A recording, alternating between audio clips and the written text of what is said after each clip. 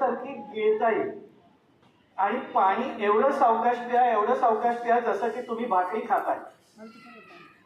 आणि या 2-3 गोष्टी जर का आपण बरोबर लक्षात ठेवल्यानंतर तुम्हाला बऱ्यापैकी तुमच्या स्वास्थ्यामध्ये तुम्हाला सुधारणा दिसेल. आपण एवढ्या घाई गडबडीने खातो. काही लोक तर म्हणतात माझं तर 5 मिनिटामध्ये जेवण होतं. म्हणजे ते खाल्लं काय आणि पचलं काय. कारण चावण्याची जी प्रक्रिया आहे, चावून खाण्याची जी प्रक्रिया आहे ती फक्त दाताची व्यवस्था तोंडामध्येच आहे, पोटात नाहीये. तर म्हणून आपल्या इथे सांगितलं जातं की प्रत्येक घास 32 वेळा चावून खायला पाहिजे.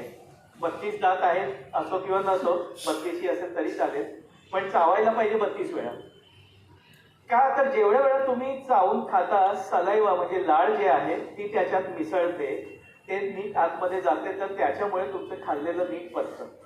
आणि आता आपण समजा ब्रेड, पाव हे सगळे जे खातो बेकरी प्रोडक्ट्स, आताचे मुलं जे मॅगी, नूडल्स, नाश्ता, पिझ्झा, पास्ता वगैरे खातात, खास करून बेकरी प्रोडक्ट्स जे आहेत त्याला तुम्हाला चावण्याची काही गरजच पडत नाही. तुम्ही बघा, तुम्ही पाव खा, 2-3 वेळा चावा, 5व्या वेळा ते पोटात.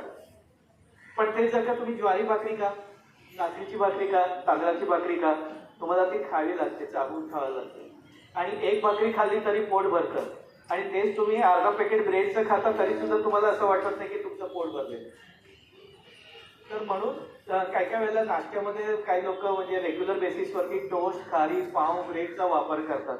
की काय नाही, मी तर फक्त 2 बिस्किट खाते किंवा मी 2 स्लाइस ब्रेड खाते. आणि खास करून आता हिंदी पिक्चरमध्ये तर ते बघून लोकांना पण ते आता सवय की ते ब्रेड बटर लावतात आणि ब्रेड बटरचा नाश्ता करून ते कामावर जातात. ते बघून लोकांना असं वाटतं की ब्रेड बटर खाल्लं की आपण पोषक आहार घेतोय. पण ऍक्च्युली बेकरी प्रोडक्ट्स हे भारताचं अन्न नाहीये. आपल्या गावाखेड्यामध्ये कुठेच बेकरी नव्हत्या. आता ते शहरामध्ये आहेत, काही लोकांच्या आल्यानंतर ते आलेले. बाकी आपल्या पूर्वजांनी भाकरीच खाल्लेली आहे. चपाती, भाकरी, वरण, भात, खिचडी हा आपला भारताचा आहार आहे.